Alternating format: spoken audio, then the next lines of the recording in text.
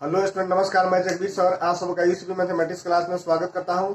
तो आज का वीडियो जो है प्रकाश के परावर्तन चैप्टर से क्लास 10th के साइंस का बनाया जा रहा है। इस चैप्टर से हमने ऑलरेडी एक वीडियो बना रखी है, तो उसे आप प्ले लिस्ट में जाके देख सकते हैं, जो कि इंट्रोडक्शन क्लास था प्रकाश का। प्रकाश क्या है, प्रकाश से संबंधित कुछ वस्तुएं हैं।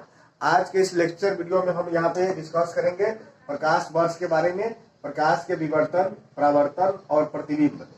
इस टॉपिक पे आज डिस्कस किया जाएगा। तो चलिए वीडियो को स्टार्ट करते हैं। प्रकाश वर्ष करने का मतलब क्या है? प्रकाश जब किसी एक वर्ष में प्रकाश द्वारा दूरी जो होती है कि तय की जाती है, उसे हम लोग प्रकाश वर्ष कहेंगे। एक वर्ष में प्रकाश द्वारा तय की गई दूरी को प्रकाश वर्ष कहा जाता है। अब जैसे मान लीजिए कि आप दूरी के लिए हम समझेंगे, तो दूरी के लिए सूत्र हम लोग सीखे थे, चाल गुने समय। दूरी के लिए क्या सीखे थे कि चाल गुने समय। तो यहाँ पे हम लोग जान लीजिए कि अगर हम प्रकाश दूरी जो लेगा तो उसको हम शॉर्ट लिख सकते हैं 1 ly। एक 1 लाइट ईयर बराबर 1 लाइट ईयर बराबर प्रकाश के चाल हम पिछले वीडियो में आपको बता दिए थे 3 × 10⁸ मीटर प्रति सेकेंड। 1 मीटर प्रति सेकेंड।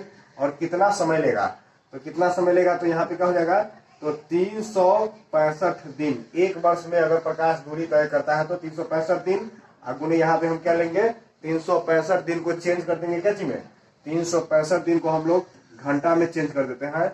और घंटा को यहाँ पे बदल देते हैं 60, और इसको हम लोग सेकेंड मिनट में बदल देते हैं। मिनट से सेकेंड बदल देंगे। तो इस प्रकार से आपको हम लोग छोटे यूनिट में बदल दिए, सेकेंड में चेंज करके ला दिए। इसको गुना मल्टीप्लाई होने पर आपका हो जाएगा 1 ly बराबर 9.46 × 10⁻15 मीटर, या 1 ly बराबर आप लिख सकते हैं 9.46 × 10⁻12 किलोमीटर। ये आपका प्रकाश वर्ष हो गया। प्रकाश द्वारा एक वर्ष में तय की गई दूरी का मान यही होता है, प्रकाश वर्ष बराबर। तो 1 लाइट ईयर बराबर 9.46 × 10⁻12 किलोमीटर होता है प्रकाश वर्ष में।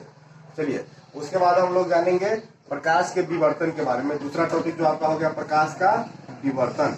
प्रकाश का विवर्तन किसे कहेंगे? प्रकाश का विवर्तन, देखिए विवर्तन करने का मतलब है जब प्रकाश किसी रास्ते से, या सरल रेखा कहे तो प्रकाश सरल रेखा में गमन करती है, तो यदि उसके रास्ते में कोई अपारदर्शी वस्तु आ जाए जिसे प्रकाश गुजर नहीं सकता हो, अपारदर्शी वस्तु आ जाए, तो प्रकाश अब सीधी रेखा में नहीं गमन करेगी, वह उसी के मार्ग पे घूमने लगेगी। घूमने की प्रवृत्ति को दर्शाता है। जैसे कि किनारों पे प्रवृत्ति को, यहाँ पे प्रकाश ऐसे गमन कर रहा है, ऐसे, तो प्रकाश क्या करेगा, सीधी रेखा में अब नहीं चलेगा। यहाँ पे कोई वस्तु रख दिया जाए तो ऐसे गमन करने लगेगा। किनारों पे मुड़ने की प्रवृत्ति को जब प्रकाश दर्शाएगा, तो प्रकाश के इस घटना को प्रकाश का विवर्तन कहते हैं। इसमें कोई बड़ा विवर्तन, प्रकाश का विवर्तन होता है किनारों पर प्रकाश सीधी रेखा में नहीं चलकर क्या करेगा, किनारों पर मुड़ेगा। किनारों पर मुड़ना, इसी प्रकाश का एक घटना है। किनारों पर मुड़ना क्या कहेंगे, प्रकाश का विवर्तन। किनारों पर मुड़ना प्रकाश का विवर्तन। नेक्स्ट आपका टॉपिक हो गया परावर्तन से। तो यहाँ पे हम लोग परावर्तन टॉपिक से ले लेते हैं। तीसरा नंबर हो गया परावर्तन। तो परावर्तन मतलब प्रकाश का परावर्तन, इसको हम लोग जानते हैं।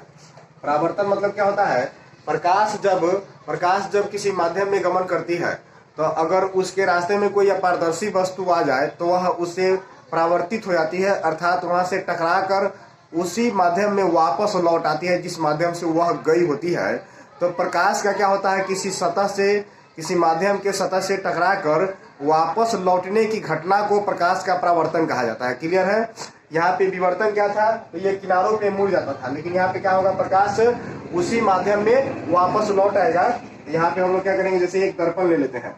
यहाँ पे हम एक समतल दर्पण को शो कर दिए, समतल दर्पण ले लिए, यहाँ कुछ ऐसे करके हम यहाँ पॉइंट देते हैं जिसको कहेंगे अभिलंब, और ऐसे करके कोई सोर्सेस है जहाँ से प्रकाश रिलीज होगा, तो ये जो प्रकाश आएगा उसे आपतित किरण कहेंगे। इसे क्या कहेंगे, आपतित किरण।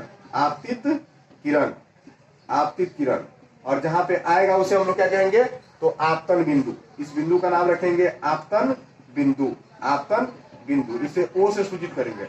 और प्रकाश क्या करता है, इसी माध्यम से टकरा कर इधर वापस लौट जाता है। तो टकरा के जब लौटेगा तो इसे कहेंगे परावर्तन, इसे कहेंगे परावर्तित किरण। परावर्तित किरण, ये सभी चीज को डिफाइन किए। ये जो रेखा आपका हो गया, इसको बोलेंगे अभिलंब। नॉर्मल है, लंबवत है, तो हम लोग क्या कहेंगे, अभिलंब। अब देखिए, आपतित और अभिलंब के बीच में कौन होगा, आपतन कोण। अभिलंब और परावर्तित के बीच में होगा परावर्तन कोण, जिसे आई और आर से सूचित किया जाएगा, समझे कि नहीं। तो जब यहाँ पे प्रकाश का डिफिनेशन क्या हो गया कि दूर बिंदु से, किसी दूर बिंदु से आते ही प्रकाश जब किसी आपतन बिंदु के चिकने सतह या परावर्तक सतह से टकराने के बाद उसी माध्यम में वापस लौटती है, तो प्रकाश के इस घटना को प्रकाश का परावर्तन कहा जाता है। प्रकाश इस घटना को क्या कहेंगे, प्रकाश का परावर्तन कहते हैं। प्रकाश के परावर्तन के दो नियम होते हैं। प्रकाश के परावर्तन के कितने नियम होंगे, दो नियम। तो पहला नियम क्या हो जाएगा आपका, पहला नियम जो आपका हो जाएगा क्या हो जाएगा कि ये सभी रेखा देखिए, आपतित किरण, अभिलंब और परावर्तित सभी एक ही बिंदु पे मिल रहा है। इसमें कहेंगे आपतित किरण, अभिलंब एवं परावर्तित तीनों एक ही समतल में होते हैं। क्या हो जाएगा दूसरा नियम, तो ये जो कोण है आपतन कोण परावर्तन कोण के बराबर होगा। तो हम लिखेंगे आपतन कोण के दो नियम। चलिए आगे हम टॉपिक पे यहाँ पे डिस्कस करेंगे प्रतिबिंब। तो प्रतिबिंब के बारे में जानेंगे, प्रतिबिंब क्या होता है। तो मुख्य रूप से आप प्रतिबिंब के बारे में आप गणना किए होंगे। तो क्या होता है, जब किसी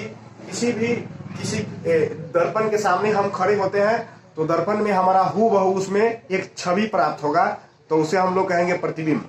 तो यहाँ पे हम लोग प्रतिबिंब के डिफिनेशन यहाँ से दर्पण से लेंगे। जैसे मान लीजिए यहाँ से कोई वस्तु आया, यहाँ पे टकराया के उधर गया, तो इधर से जो प्रकाश आएगा तो इसके दिशा में आगे की ओर बढ़ेगा, तो यहाँ पे यह मिलता हुआ प्रतीत होगा। तो यह क्या होगा, जब प्रकाश किसी दर्पण से परावर्तन के बाद या किसी लेंस से अपवर्तन के बाद जिस बिंदु पर मिलती है या उस बिंदु से आती हुई प्रतीत होती है, तो उसे हम उस बिंदु स्रोत का प्रतिबिंब कहते हैं। उसे उस बिंदु स्रोत का प्रतिबिंब कहा जाता है। तो प्रतिबिंब क्या होंगे, इसको हम कहेंगे प्रतिबिंब दो प्रकार के आपके होंगे। तो पहला हो जाएगा आपका वास्तविक प्रतिबिंब। क्या हो जाएगा, वास्तविक प्रतिबिंब। और दूसरा हो जाएगा क्या चीज, आभासी प्रतिबिंब। आभासी प्रतिबिंब, देखो वास्तविक प्रतिबिंब क्या होता है, वास्तविक प्रतिबिंब दर्पण के वास्तविक बिंदु पे मिलती है और वास्तविक बिंदु पे मिलेगी। इसका जो बिंदु होता है क्या होता है, वास्तविक होता है। वास्तविक बिंदु पर मिलती है। और इसका क्या हो जाएगा, आभासी होता है। आभासी बिंदु, इसका आभासी बिंदु माना गया है। दूसरा आपका हो जाएगा इसमें वास्तविक प्रतिबिंब के गुण में, वास्तविक प्रतिबिंब को हम लोग क्या करेंगे कि पर्दे पर इसे प्राप्त किया जा सकता है, पर्दे पर प्राप्त होता है। और इसमें कहा जाएगा पर्दे पर इसे प्राप्त नहीं कर पाते हैं। आभासी प्रतिबिंब को पर्दे पर प्राप्त नहीं किया जाता है। वास्तविक प्रतिबिंब में हम लोग नेक्स्ट गुण हो जाएगा क्या होगा, वास्तविक प्रतिबिंब जो होता है वो हमेशा क्या होगा, वस्तु की अपेक्षा उल्टा होगा। हमेशा क्या होता है, वस्तु की अपेक्षा उल्टा होता है। जबकि आभासी प्रतिबिंब हमेशा क्या होगा, तो ये आपको हो जाएंगे सीधा। आभासी प्रतिबिंब कैसा हो जाएगा, ये सीधा हो जाएंगे, वस्तु की अपेक्षा हमेशा सीधा होता है। हाँ, उसके बाद हम लोग कहेंगे वास्तविक प्रतिबिंब क्या होता है, तो इसे हम लोग दर्पण के सामने कहेंगे, दर्पण के सामने प्राप्त करते हैं। अर्थात इसको ये दर्पण के सामने बनता है, दर्पण के सामने बनता है। और आभासी प्रतिबिंब क्या होगा, दर्पण के पीछे बनेगा। ये क्या करेगा, दर्पण के पीछे बनता है, दर्पण के पीछे बनता है। तो ये आपके प्रतिबिंब के कुछ मुख्य गुण हो गए आभासी एवं वास्तविक प्रतिबिंब के। तो आज के वीडियो में हम यहाँ इस पॉइंट पे प्रकाश वर्ष, विवर्तन, परावर्तन एवं प्रतिबिंब का डिस्कस किए। तो मुझे आशा है कि वीडियो आपको अच्छा लगा हो।